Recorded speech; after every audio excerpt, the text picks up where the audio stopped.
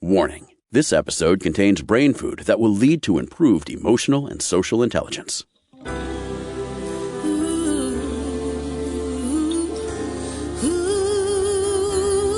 Give us 1 hour and we'll help you change the way you think about happiness. Harvesting Happiness with Lisa Cypers-Kamen is fresh, optimistic, and purpose-driven media that promotes well-being from the inside out. Each week, Lisa spotlights diverse trendsetters and change agents who are the greatest contemporary thinkers and doers, devoting their lives to creating a better world in which to live. Your host, Lisa Cypers-Kamen, is a widely recognized applied positive psychology expert, author, documentary filmmaker, and lecturer specializing in optimal lifestyle management. Let's get to it. Here's Lisa.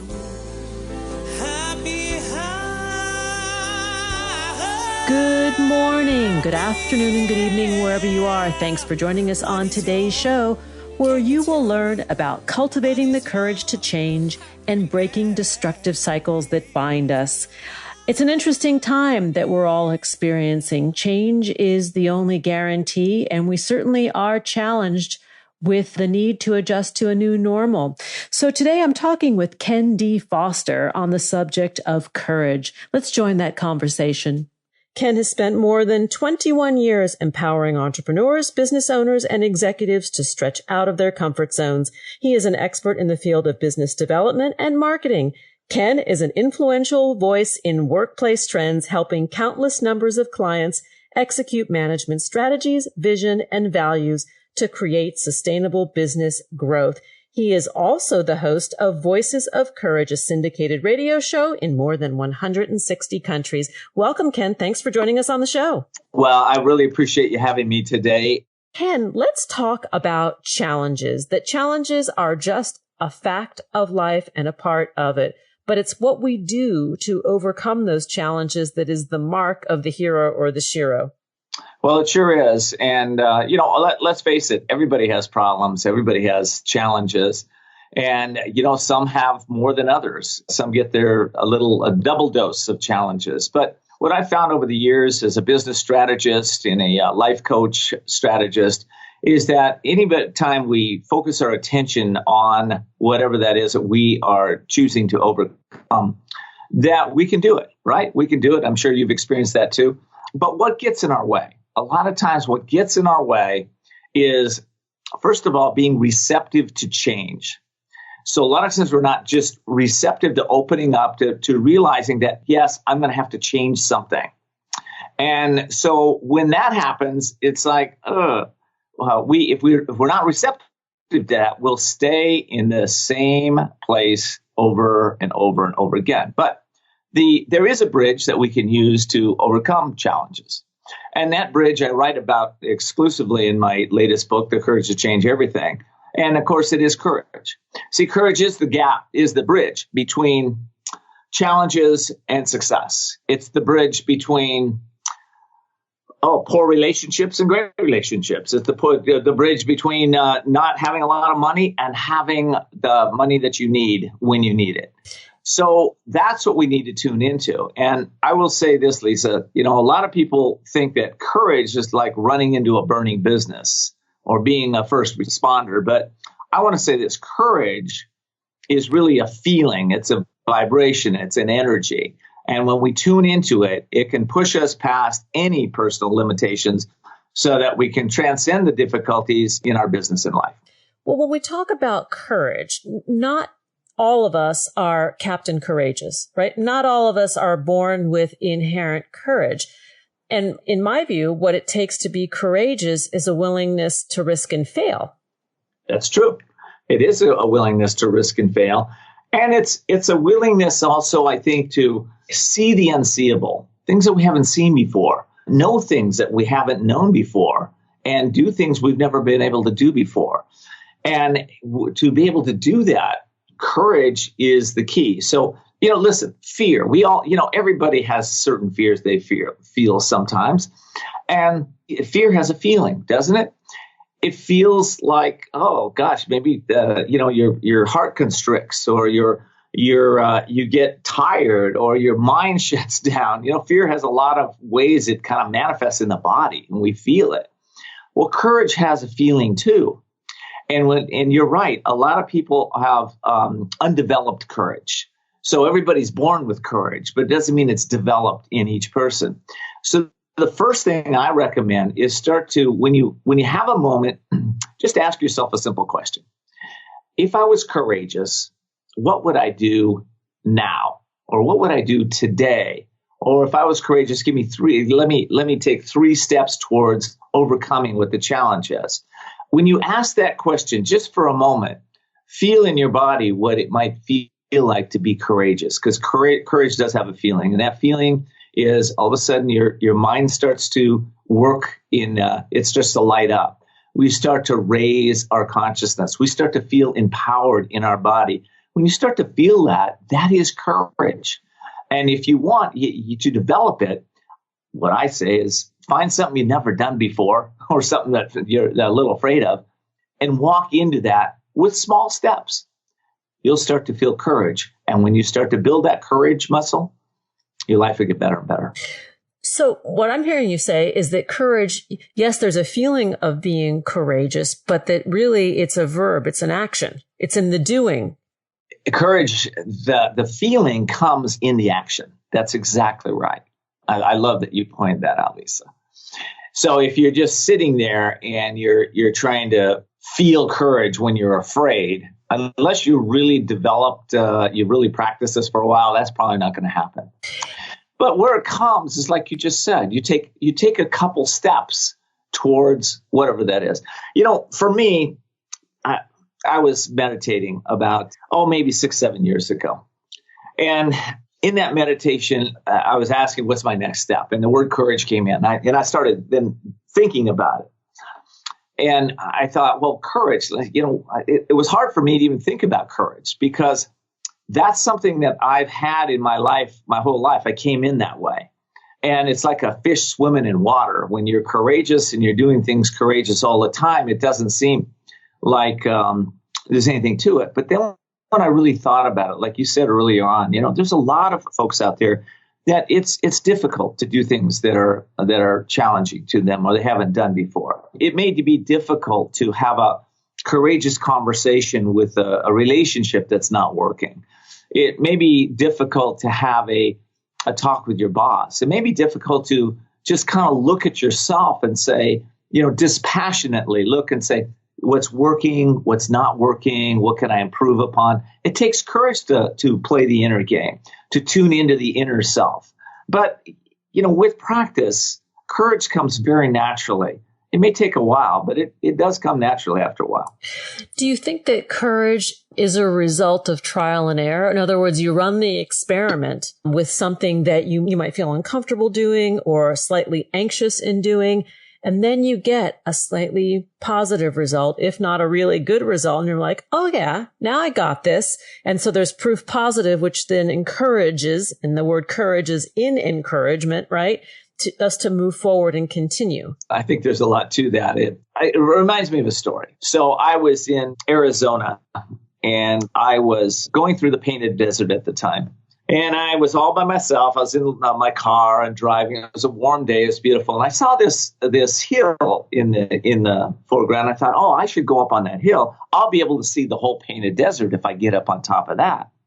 And I drove my car. Somehow I got on the top of this little hill. And I went to go and walk towards the edge to see what was over the edge. And when I started to approach the edge, and all of a sudden I had this tremendous fear. And in that moment, being alone, I thought, if I get too close, I could fall. Nobody'd ever find me out here. I'm in the middle of nowhere. And all these thoughts started coming in. And then I realized, this is the same fear I felt every time I get close to the edge.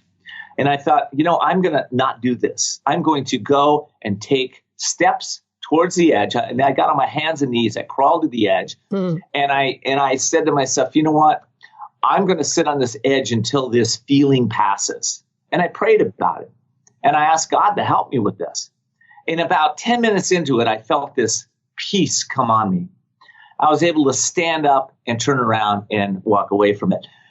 Never to have that feeling of heights again in my life. And I want to say this. The point of this is this. when we feel afraid of something, when we take those steps to the end, it was courageous steps I took, but I was still feeling fear. Where the courage kicked in for me was when I finally put my feet over the edge and I just stood there and made the commitment, I'm going to stay there till this passes. That took courage. And that's when it kicked in. And that's when courage, I guess, is the bridge to freedom. From being a slave to this habit of feeling that fear, to freedom of not having a fear of heights again. As you're speaking, I'm thinking about the paradox of change, right? That it requires courage to change. And yet we are, as humans, so fearful of change. Isn't that funny? What is that about? Change is what we want. When something's not working for us, if you're an entrepreneur and all of a sudden your revenues aren't there, or somebody's failed you in business, or you're in your personal relationship, and all of a sudden, you've realized that this relationship is just not working, no matter what you do, or you're in a place where your health is failing, and you're like, well, I've tried. I've gone to the MDs and they've all told me it's hopeless. And you say, wait a second. There's something greater inside of me. There's this inner wisdom. There's this power. There's this passion. We were all born. We're infinite beings. And as an infinite being, we have the power to transcend just about anything. I've had on my show, and you probably had a bunch of them on your show, Lisa, so many people that have had near-death experiences, that have failed in their business tremendously, have bankrupted themselves, their relationships have failed, 2 and 3 marriages. And then all of a sudden, they said, enough. I'm going to find the courage. I'm going to step into it. And I'm going to make the change that I need to make to take my business or my life to a completely new level. I know it's possible. Other people have done it. What another has done, I can do. And that's when we step into courage, because it takes courage to go, I'm going to do this. And what are the ingredients, or at least a couple, give us maybe one, and then we'll head out to the break, towards crafting or mustering more courage? Okay. Give us one step, and then we'll dash to the break. Okay. All right. So first step is to go to stillness. Quiet your mind for a moment and ask yourself a truthful question. What's really working or not working in my life? Focus on what's not working dispassionately. We'll come back with the rest. Oh, yes, we will. So shush, time out, hang on. Here comes the break. We'll be right back. To learn more about the work of Kenneth D. Foster, please visit voicesofcourage.us, and on Twitter at Kenneth Foster, and on Facebook, Ken D. Foster. And on Instagram, we've got one more, couragetochange.us. Once again, that website is couragetochange.us. Here comes the break. We'll be right back, and that is a promise. Before we head out to the break, I want to applaud all the Sheroes out there in the world. I'm talking about our mothers and all the other women who positively touch our lives in so many ways. Mother's Day is just around the corner, and finding the perfect present for mom feels a little daunting just about now. This year, I will not have the luxury of being able to celebrate with my own mom or my kids. COVID-19, social distancing, and quarantine life in major cities is preventing that close physical contact we crave, but it's keeping us safe and healthy for the long haul.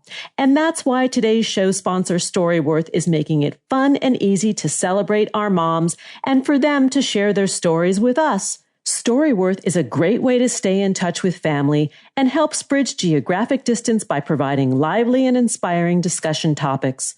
Now more than ever, we need to find creative and secure ways to be connected when we can't always be near our loved ones. And I know more than anything, parents cherish spending quality time with family. And that's why I'm giving my mom the most meaningful gift this year, a chance to connect with loved ones through Storyworth.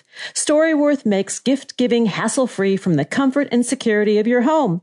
Storyworth is one of the easiest and most creative ways to strengthen bonds with family, preserve memories, take a deep dive into family history, and create a precious keepsake for our children and future generations.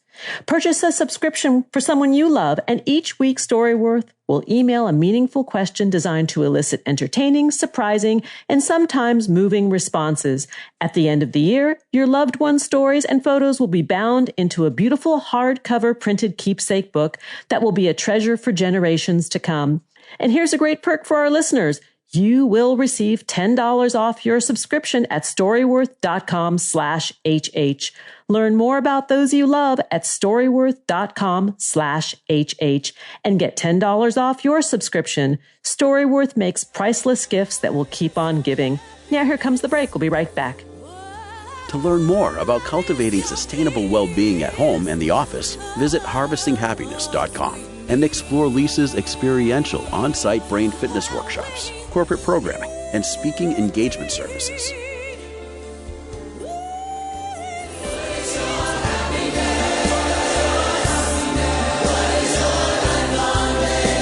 And we are back. If you're just joining us now, I'm talking with Ken D. Foster about the courage required to embrace change. Let's get back to that conversation. Ken, prior to the break, we were talking about step one to mustering more courage. And you talk about taking a pause, hitting the pause button and doing a little bit of assessment. Expand on that and maybe step into a couple more points. Sure, love to. Okay, so that introspective part is so key. So step one is introspection. What works, what doesn't work, and where can I improve? Okay, that improve piece is the piece that you want to go, okay, I'm going to commit to this. So step two, of course, is making the commitment, right? Now, with commitment, I find this. A lot of people make a commitment and they either forget it if they don't write it down, or they just move on to something else. So it's important to really write down that commitment with maybe even a time frame as to when this is going to happen for you. Third step is to tune into I would ask you this, to ask yourself this question. What is your greatest strength? Or think about your greatest strength that you've used to overcome a challenge in the past, whatever that is. Okay, tune into that. And then the next step is to visualize. Visualize yourself accomplishing, overcoming this. Don't do it one time. Do it every day for the next 10 days, 20 days until you move past it. See yourself as it already being accomplished, already being complete. Now, it's not enough to just see it or think it. You have to feel it. Feel it in your body. This is where courage comes in. If you can start to feel, wow, what does it feel like to have overcome this great obstacle, whatever that is for you in my life right now? What would it feel like if I was really on the other side of that? What would I say to myself? What would people be saying to me if I overcame this challenge? And then the next step is really every day you want to take specific actions around that.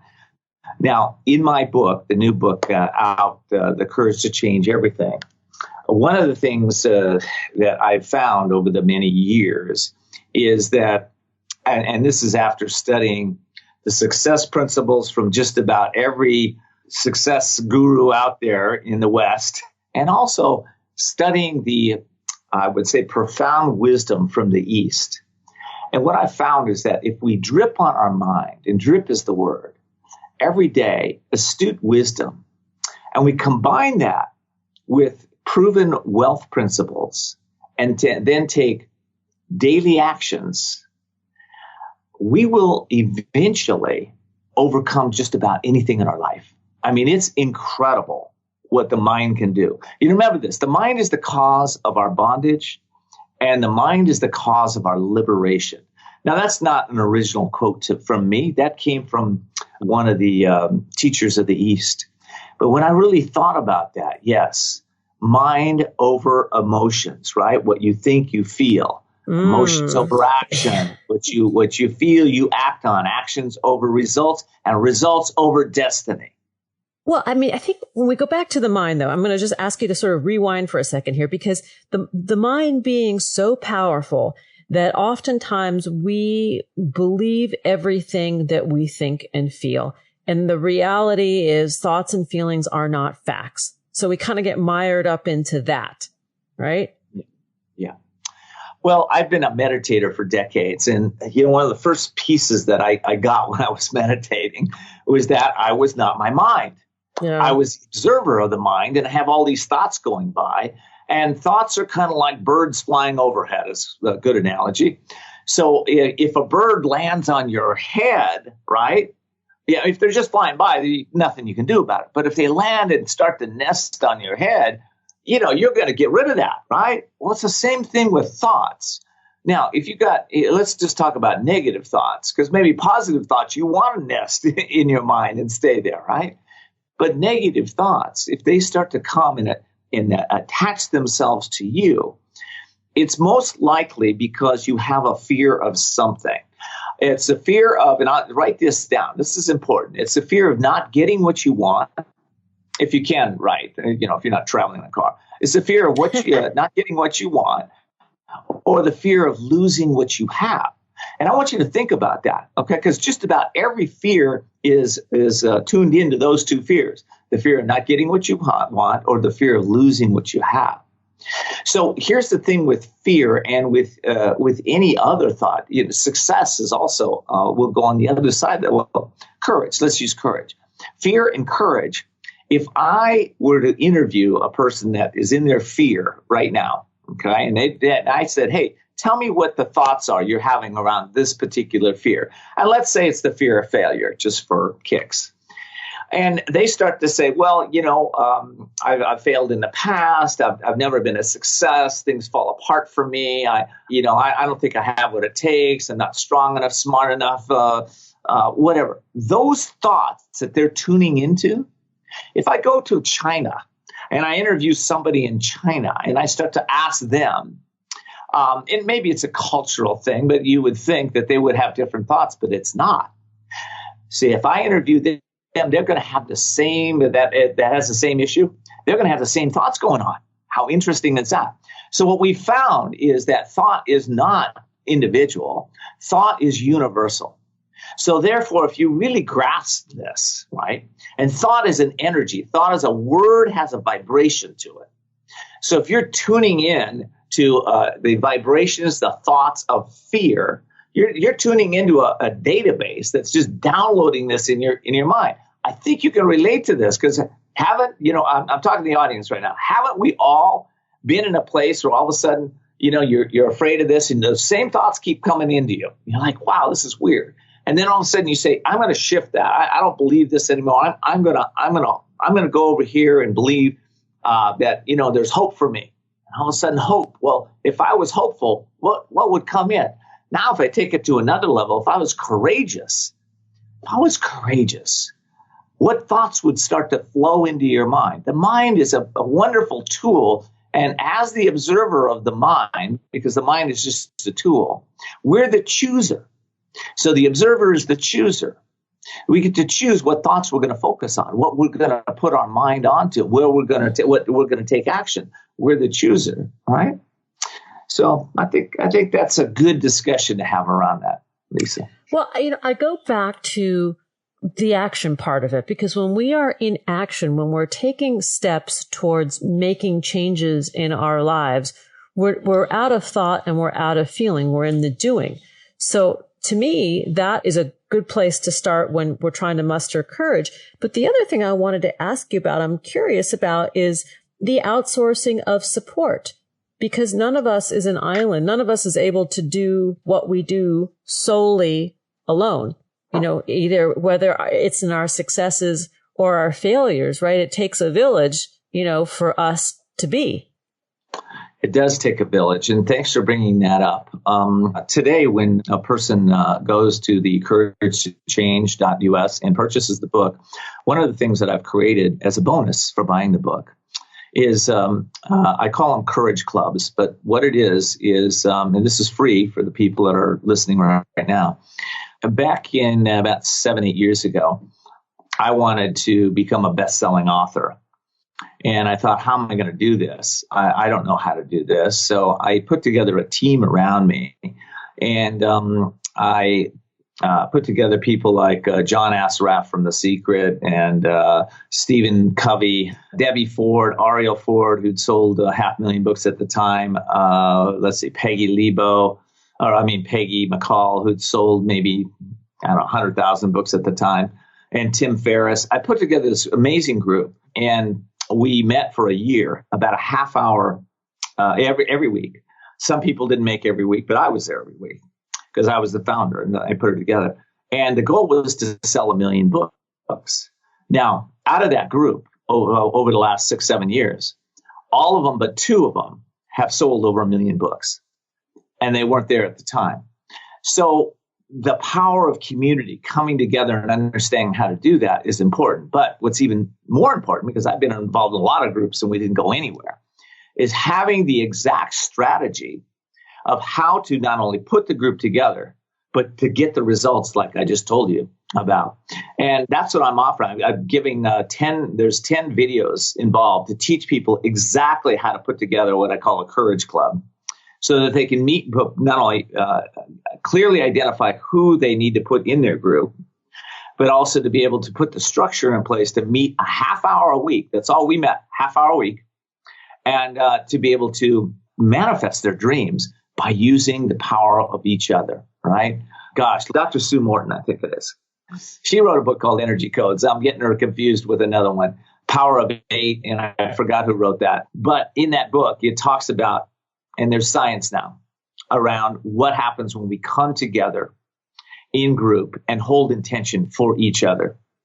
It's amazing. Miraculous things happen to people that are just common folks like me and you. And anyway, that's what the structure is built. So when you buy the book, you do get that. You also get a clearing technique from me. It's called Release, Renew, Evolve. It's right now I'm giving it away when somebody buys the book. And it's a $200 program that I created a few years back that helped people to release the subconscious blocks to their success. Courage seekers can unite over at couragetochange.us. On Twitter, you can connect with Ken at Kenneth Foster. On Facebook, that page is Ken D. Foster 1.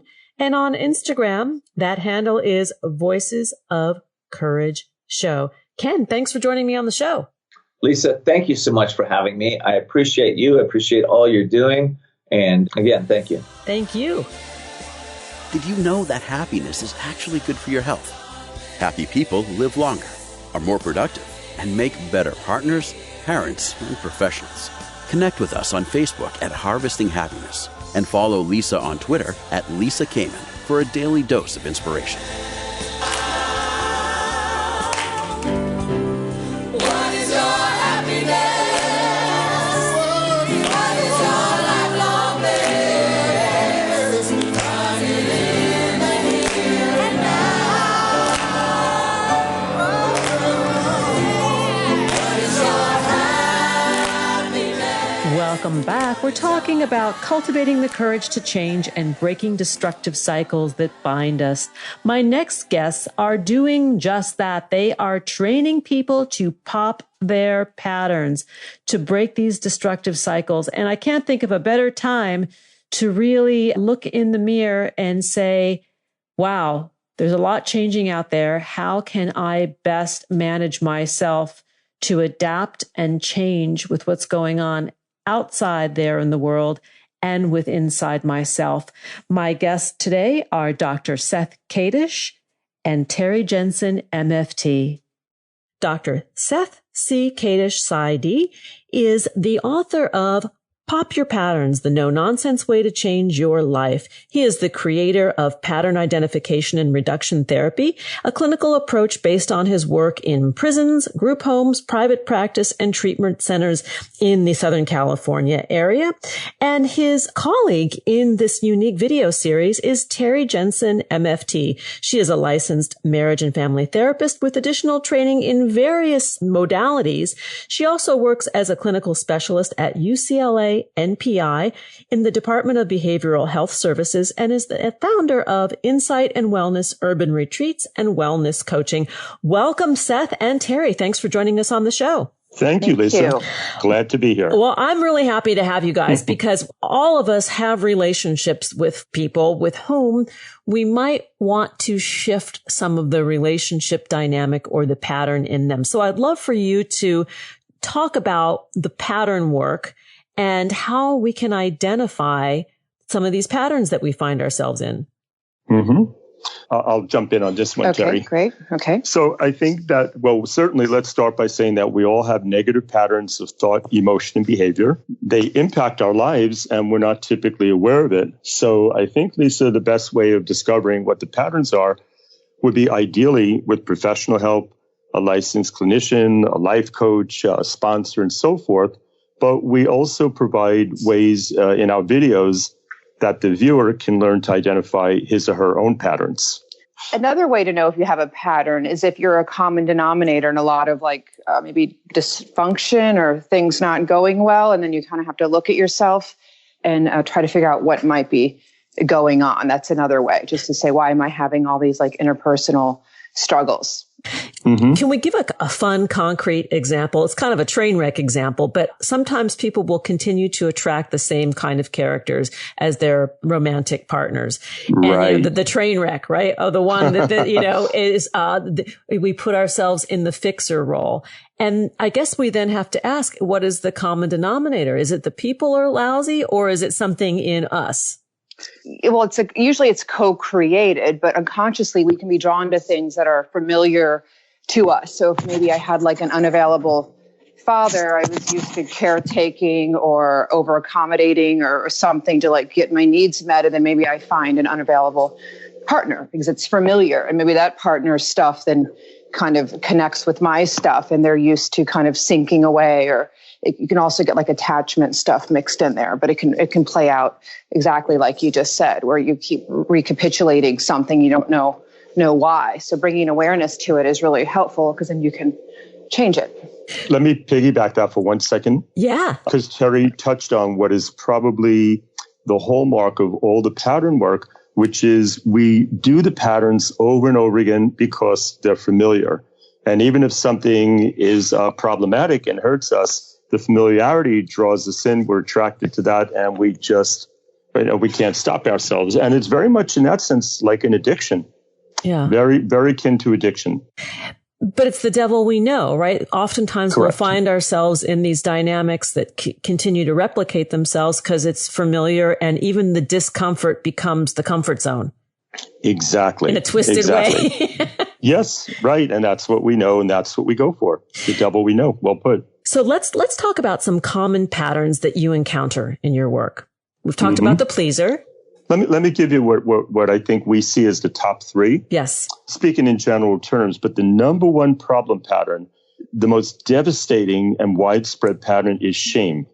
Shame. So the person who doesn't feel good enough about themselves because somebody mired in shame will, look, it results in drug and alcohol use, suicidal thinking, poor self-care.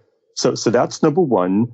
The other one that comes up with frequency, and Terry touched on it, is the people-pleasing / caretaking, which kind of loosely falls under the umbrella of codependency. And the third one, I would say, is suppression of thoughts and feelings. A lot of people walking around all bottled up, and we know that leads to depression, anxiety, and all sorts of odd or eccentric behaviors. So avoidant, emotionally avoidant? Well, yeah, you're actually describing almost one end of it being the anxious attachment that needs reassurance that the relationship's intact, and the other person being more the avoidant. And when those two get together, they can even become more magnified.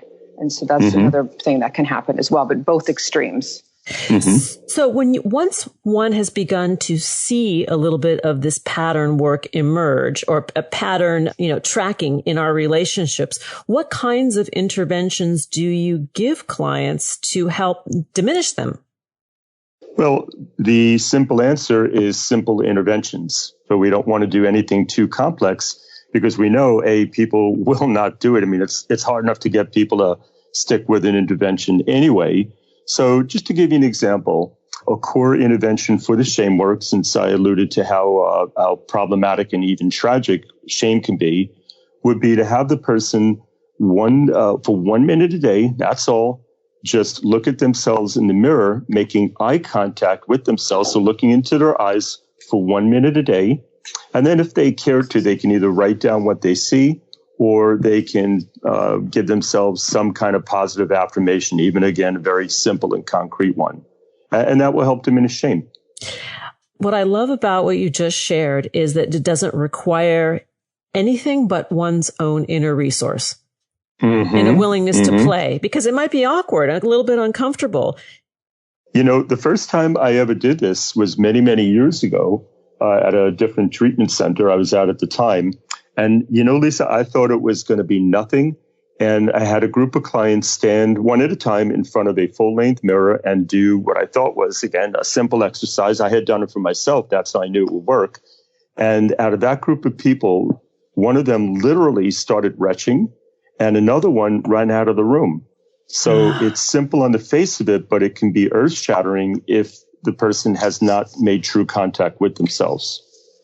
Okay. I also love that intervention because it's literally having to like look at yourself, and even that can be uncomfortable. And like Seth had said earlier, with shame, that's also often a fuel for like addiction. So we often do that in silence or hidden, and it just keeps feeding the shame. And so that's a really hard one to identify because it can be very like insidious or subtle the way that it comes out. But it's usually like the little beast that's behind like low self-esteem or avoidance of relationships and all these other things. And so even just that simple exercise can be really helpful, or even just increasing self-compassion, finding one little thing you're willing to say to yourself that's kind, because usually when you have a lot of shame, you're tearing yourself up.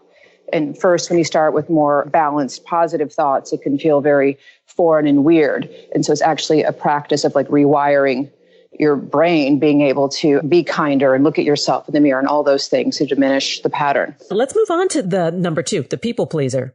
Oh, you take that one, Terry. Go ahead. Well, just a great intervention for people pleasing. As with all the patterns, mindfulness is key, because if you can actually, once you identify you have a pattern and then you see it in real time, you can then work to change it. So a simple intervention for people pleasing, well, it's not so simple if you're an over accommodator, but basically it's noticing when you're overly accommodating and kind of stopping and checking in with yourself and really asking yourself, what do you want? And it could be as simple as saying, you know what, I'd actually like to go out for Italian food tonight and not sushi, when normally you just go along with stuff. It's like letting yourself exist a little bit more. And that can be very uncomfortable, but it's literally finding those moments to assert your needs instead of just automatically accommodating, because that then creates a power imbalance in any relationship when one's always asserting and the other one's always submitting or whatever. Just on the heels of what Terry said, exactly.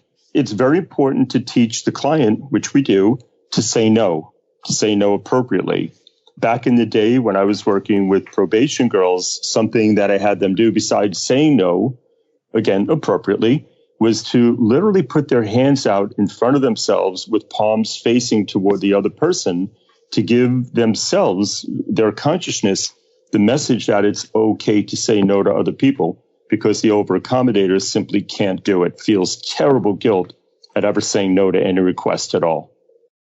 I think that's great. You know, creating the barrier, creating the space, the boundary that says, no, you're not coming past that point. Right. I like that a lot. Yeah. Can you, both of you, address where the people pleaser comes from? Sure. I think we all have it to a degree, you know? We do. I think obviously most of these patterns start in childhood. So a very obvious example would be having like a more of a narcissistic caregiving surround, where you become like an extension of your caregiver. And then to get your needs met, you have to over accommodate, and to go off of what is expected of you brings up actually shame, which is the other pattern we identified. And so over and over again, you get used to just kind of going along with, and you wall off your own needs, and that can cause a lot of distress. So a lot of these patterns are survival during childhood, and then they become like maladaptive as we launch and go out into the world. Exactly. They start off with the best of intentions, and they're very helpful at first. That's the thing people miss.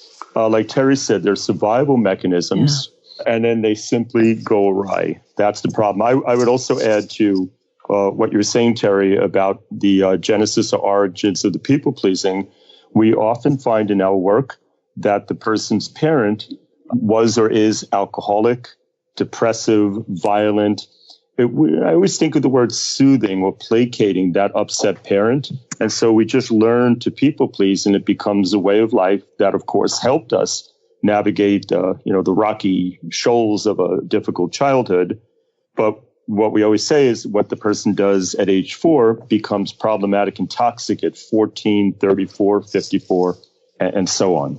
Yeah, that makes perfect sense. And when we talk about the negative patterns and their emergence, they typically form when we're really, really little, right? You say between 1 and 5 years old. So we learn this way of being so much so that it becomes concretized within our DNA. Right. Concretize is a perfect word. And we can't seem to shake it. The thing is, we don't even see it. What we discover, and again, Terry, you had touched on this way earlier, is repetition of problematic relationship. It could be job failure, lack of financial success. And Lisa, to tie it in with your work, the person simply feels unhappy and they can't put their finger on exactly why. They only know it doesn't work out for them.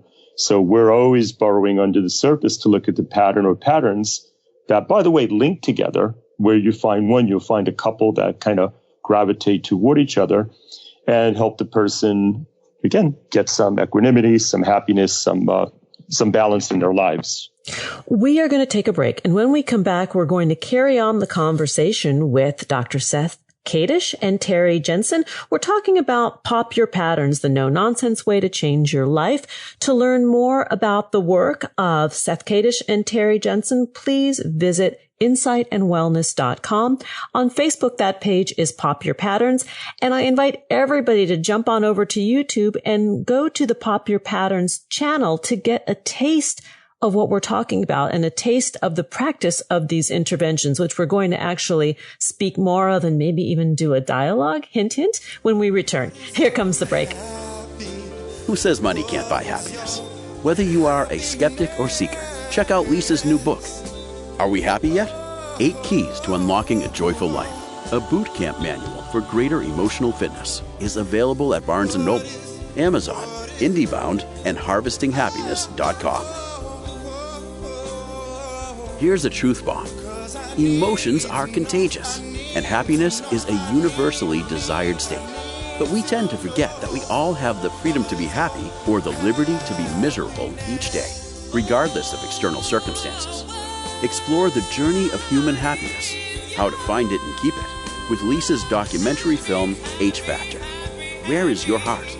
Visit HarvestingHappiness.com to learn more. Happiness, yeah.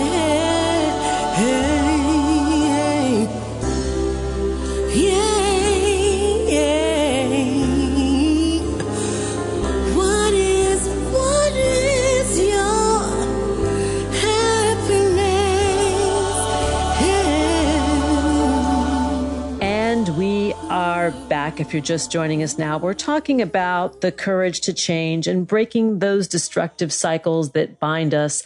Let's return to the conversation with Dr. Seth Kadish and Terry Jensen, MFT. We're talking about popping patterns, what it really takes to change.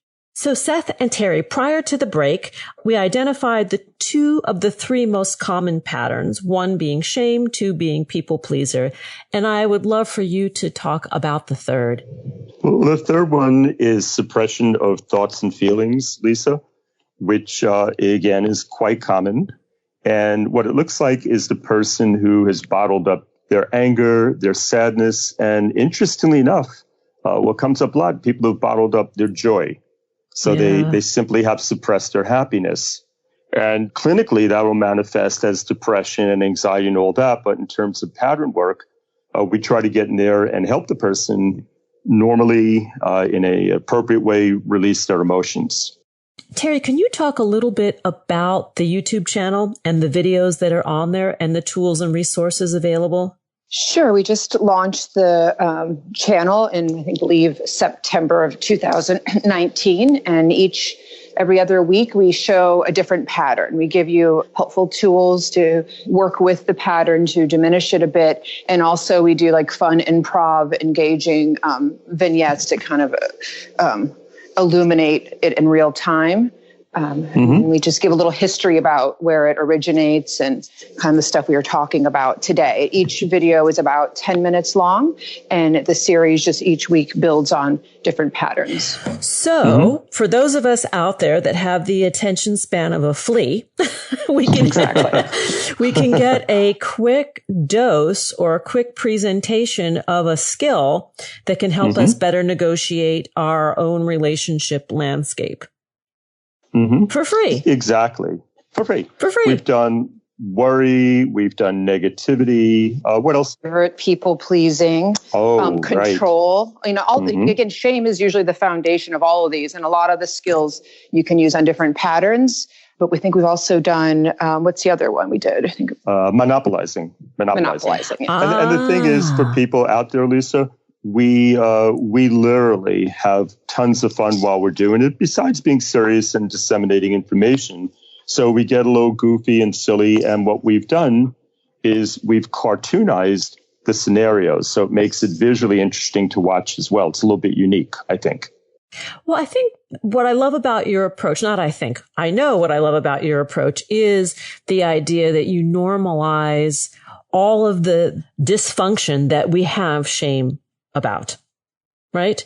That you're saying this is part of the human experience, that we will go through these kinds of situations with our loved ones or colleagues. It's very important. What we tell clients is, or we help them to not feel shame about shame, if that makes sense. Yes, it does. So just to neutrally look at what's going on with you, almost scientifically, and then come up with ways to intervene. I always say that the hard part is not so much the identification or the intervention, it's the commitment, as with sobriety, right? You can tell somebody don't drink and go to meetings, but for them to daily work on that and to attend the meetings, that's the effort, but it just pays off so beautifully when people stick with it. Well, you have to retrain yourself. It's like you're building new neural pathways to respond to a situation differently. And so to change, it takes actually a lot of work. To fall into familiar patterns is easy. Yeah. And this is where the mindfulness component is so valuable in this process of change and evolution and popping the pattern, right? Because once one has the awareness, then the choice, even of non-action or not to change, becomes a choice that we must take responsibility for. Yeah, it's essential. It's absolutely. You can't change it if you don't see it. So you're presented with each moment of the day an opportunity to do something differently. And so mindfulness is key to transformation. Let's go back for a second to shame and feeling shame about shame. And I'm a big fan of Brene Brown's work, and she talks about the existence of shame is a necessity in the human experience. Because if we don't possess shame, that we're sort of out there on the fringe in sociopathy, right? Well, I think everything in many doses is healthy. A little bit of anxiety to look both ways when we cross the street or provide for ourselves, a little bit of healthy shame, to kind of fit into society. It's when things are in extremes and they cause pain to ourselves and people around us. Same with like mental illness or anything. Everything is on a spectrum. So when something is too much or not serving you in an effective way, that's when you want to transform or change it. And you can recognize that too by the incidents and the repetition of events in your life, because people don't always know that's what's going on with them. But if they're constantly self-sabotaging, as a case in point, and have a little insight into that, then we can quickly recognize that shame is the underlying pattern and causing all of their distress and downfall. An example might be the man or woman who constantly is able to attract genuinely nice people into their lives and then constantly does stupid stuff that undermines the health of their relationship. And it's so interesting, Lisa, because we as outsiders can spot it so readily within moments, and they just can't see it, But we all have our blind spots, and I know that because I'm a married man, so I get to hear that all the time. I got my blind spots. Of course. We have people close to us who will recognize in us what we can't see in ourselves. Even as the paid professional, even as the expert. I mean, this is the interesting thing about this work, right? That we're all in a living laboratory as we try to figure this out. Right. And hopefully we have people around us, whether it's a spouse or a best friend, whoever it might be, that will gently and kindly point the pattern out to us and, help us regain our lives or adjust our lives, have a better life. I think it's also important that, yes, if we look at the pattern within ourselves, then we can change. But because sometimes things are co-created, you can't control whether or not the other person's willing to work on what's happening in the dynamic. And so what you can control is working on your own pattern. But sometimes when I work with couples, we can actually look at the co-creation and how people's patterns are not gelling well together. And that's another way to address pattern popping. It's not always just one person. It's actually what happens when you're in a relationship. We're always different in each situation, but our pattern comes out in different ineffective ways or unhealthy ways. We might even think of it as lock and key, that patterns fit so beautifully together in a very sad way and in a harmful way, and nonetheless they do. So the people pleaser with, you had mentioned before about the different categories. So just to kind of tie that in, the categories are domination, submission, defense, flight, and invisibility. So somebody who's more of a dominating controller fits so well with an accommodating people pleaser, as a case in point. Yeah. So well, in an unhealthy well. In an unhealthy way. Yes. No, I got that part. Just to be very clear. Yes. Well, it's the complementary neuroses, right? Exactly. There you go. And not with an I, with an E. Complement. Right. Mm-hmm. Yeah. Correct. Plural. Yes. Exactly. I would love for you guys to pick one of your favorite patterns that you work with and maybe give an example of the application of popping your patterns to that dynamic. In other words, role play a little. Improv. Did you have something, Terry? Or Well, I was thinking people pleasing is usually the easiest to kind of improvise, unless you had another idea. No, that's perfect. You want me to be the pleaser or the other person? Sure, you can be the pleaser. See how easily you just agreed to do that? Oh, how revelatory. No, I'm just kidding. How that happens? I'm raising my hand. You guys can't see it to acknowledge, yes, it's a pattern. I definitely struggle with that one. Yeah, me too. It is so common, isn't it, Lisa? Yes. So Terry, why don't we do this? Why don't we maybe repeat a little bit of what we've done on one of our videos where okay, sure. we're going on vacation together? Okay. Is that good? Sure. Sounds good. Okay. Okay. So Seth, I've planned a vacation for us. I'm thinking about Hawaii. That sounds great. Yeah, no, that sounds perfect. Hawaii's great. Hawaii's like west of in the Pacific, right? You got to take the plane over the ocean. It's a little scary. I don't like plane rides, but okay, we'll go to Hawaii. Okay, perfect. How are you with shark diving? So I want to do some photography of you underwater. You want me to dive underwater? Like, what's it called? The snorkeling? Scuba? I've never done it. And sharks. No. This is you in a cage and the sharks come by and I film it or and you photograph take pictures. I mean, I can, why not? Sure. I'll do that. Okay. And I'll need to borrow a little money to get the vacation going. Can I borrow some money to pay for the airfare and whatnot? How much are we talking about, Terry? How much money? Like $1,000 or so, I guess. $1,000 or so. Okay. I mean, I can borrow that for you. Sure. I'll get that for you. Okay, perfect. But one question again, sharks, like real sharks? Cut. Of course. There you go. So we do that kind of thing, role playing, and a little silly. And we use humor and we exaggerate to bring a little levity to it. Get it. You have to, Yeah. And I think the exaggeration, when we see it in somebody else sort of playing out our story, we begin to see, oh my, that's me. I recognize myself in that. Right. Right. Absolutely. Whenever you see a more magnified version of something that speaks to you, then you can almost slaps you in the face and makes you want to change it. And then like an intervention for this would basically just be what I said earlier in the podcast, where Seth would kind of like stop and really think about what he wanted, say no, and set good boundaries. So the whole thing would have a different outcome. Yeah. Like he doesn't really want to fly over an ocean. He's not keen to put his head under the water, and he doesn't have the resources to finance your fantasy, Terry. Exactly. We don't want him to take on the other pattern of being too stubborn either. So we got to find balance. Right? Everything's about balance.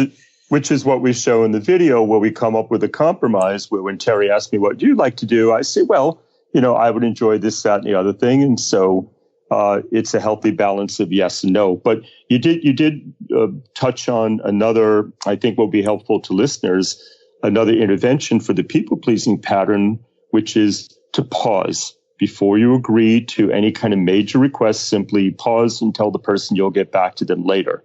At the very least, take a short delay.